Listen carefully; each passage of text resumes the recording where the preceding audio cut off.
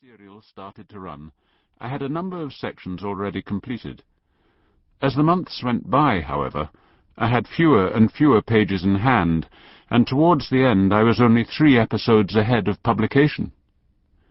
This was very different, then, from merely taking an existing manuscript and chopping it up into sections. The book was written while it was being published. An obvious consequence of this was that I could not go back and make changes. It was too late to do that. What I've tried to do in 44 Scotland Street is to say something about life in Edinburgh, which will strike readers as being recognisably about this extraordinary city, and yet at the same time be a bit of light-hearted fiction. I think that one can write about amusing subjects and still remain within the realm of serious fiction. It is in observing the minor ways of people that one can still see very clearly the moral dilemmas of our time. One task of fiction is to remind us of the virtues, of love and forgiveness, for example, and these can be portrayed just as well in an ongoing story of everyday life as they can on a more ambitious and more leisurely canvas. I enjoyed creating these characters, all of whom reflect human types I have encountered and known while living in Edinburgh.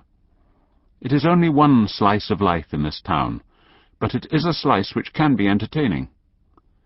Some of the people in this book are real, and appear under their own names. My fellow writer, Ian Rankin, for example, appears as himself. He said to me, though, that I had painted him as being far too well behaved, and that he would never have acted so well in real life. I replied to him that his self-effacing comment only proved my original proposition. Then there are some who appear as themselves but have no speaking part. That great and good man Tam Dael does that. We see him, but we do not hear what he says. We also see mention of another 2 admirable and much-liked public figures, Malcolm Rifkind and Lord James Douglas Hamilton, who flit across the page, but who, like Mr. Dael, remain silent. Perhaps all 3 of them could be given a speaking part in a future volume, if they agree, of course. I enjoyed writing this so much that I could not bear to say goodbye to the characters, so that most generous paper, the Scotsman, agreed to a 2nd volume, which is still going strong, day after day, even as I write this introduction to Volume 1. In the somewhat demanding task of writing both of these volumes, I have been sustained by the readers of the paper, who urged me on and provided me with a wealth of suggestions and comments. I feel immensely privileged to have been able to sustain a long fictional conversation with these readers. Alexander McCall Smith, January 2005.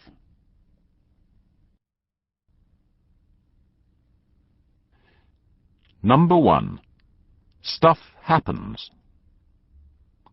Pat stood before the door at the bottom of the stair, reading the names underneath the buttons.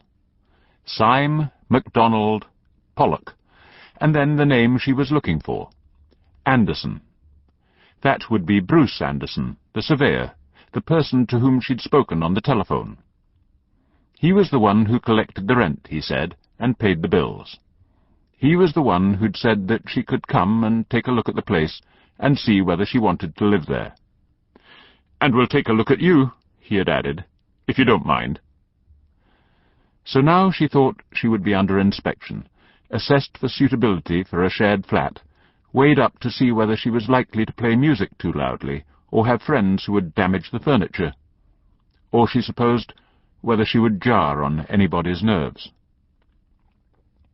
She pressed the bell and waited. After a few moments something buzzed, and she pushed open the large black door with its numerals 44, its lion's head knocker, and its tarnished brass plate above the handle.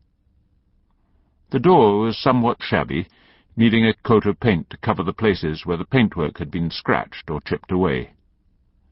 Well, this was Scotland Street, not Murray Place or Doon Terrace, not even Drummond Place, the handsome square from which Scotland Street descended in a steep slope. This street was on the edge of the Bohemian part of the Edinburgh New Town, the part where lawyers and accountants were outnumbered, just, by others. She climbed up 4 flights of stairs to reach the top landing. 2 flats led off this, one with a dark green door, and no nameplate in sight, and another painted blue, with a piece of paper on which 3 names had been written in large lettering. As she stepped onto the landing, the blue door was opened, and she found herself face to face with a tall young man, probably 3 or 4 years older than herself, his dark hair en brosse, and wearing a rugby jersey. "Triple Crown," she read, "next year," and after that, in parenthesis, the word maybe. "I'm Bruce," he said, "and I take it you're Pat."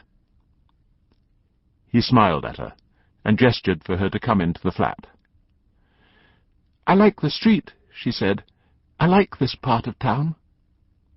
He nodded. "So do I. I lived up in Marchmont until a year ago, and now I'm over here. It's central. It's quiet. Marchmont got a bit too studenty."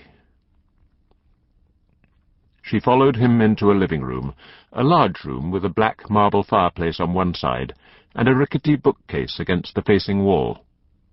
"This is the sitting room," he said. "It's nothing great, but it gets the sun." She glanced at the sofa, which was covered with a faded chintzy material, stained in 1 or 2 places with spills of tea or coffee. It was typical of the sofas which one found in shared flats as a student. Sofas that had been battered and humiliated, slept on by drunken and sober friends alike, and which would, on cleaning, disgorge copious sums in change and ballpoint pens, and other bits and pieces dropped from generations of pockets. She looked at Bruce. He was good-looking in a way which one might describe as... well, how might one describe it? Fresh-faced? Open? Of course, the rugby shirt gave it away. He was the sort that one saw by the 100, by the 1,000, streaming out of Murrayfield after a rugby international. Wholesome was the word which her mother would have used, and which Pat would have derided. But it was a useful word when it came to describe Bruce. Wholesome. Bruce was returning her gaze. 20, he thought, quite expensively dressed, tanned in a way which suggested outside pursuits, average height, attractive enough in a rather willowy way. Not my type. This last conclusion with a slight tinge of regret. "What do you do?" he asked. Occasions like this, he thought, were times for bluntness. One might as well find out as much as one could before deciding to take her, and it was he who would have to make the decision, because Ian and Sarah were off travelling for a few months, and they were relying on him to find someone. Pat looked up at the cornice. "I'm on a gap year," she said, and added, because truth required it after all, "It's my 2nd gap year, actually." Bruce stared at her, and then burst out laughing. "Your 2nd gap year?" Pat nodded. She felt miserable. Everybody said that. Everybody said that because they had no idea of what had happened. "My first one was a disaster," she said, "so I started again." Bruce picked up a matchbox and rattled it absent-mindedly. "What went wrong?" he asked. "Do you mind if I don't tell you? Or just not yet?" He shrugged. "Stuff happens," he said. "It really does." After her meeting with Bruce, Pat returned to her parents' house on the south side of Edinburgh. She found her father in his study, a disorganized room stacked with back copies of the Journal of the Royal College of Psychiatrists. She told him of the meeting with Bruce. "It didn't last long," she said. "I'd expected a whole lot of them, but there was only him. The others were away somewhere or other." Her father raised an eyebrow. In his day, young people had shared flats with others of the same sex. There were some mixed flats, of course, but these were regarded as being a bit, how should one put it, adventurous. He'd shared a flat in Argyle Place,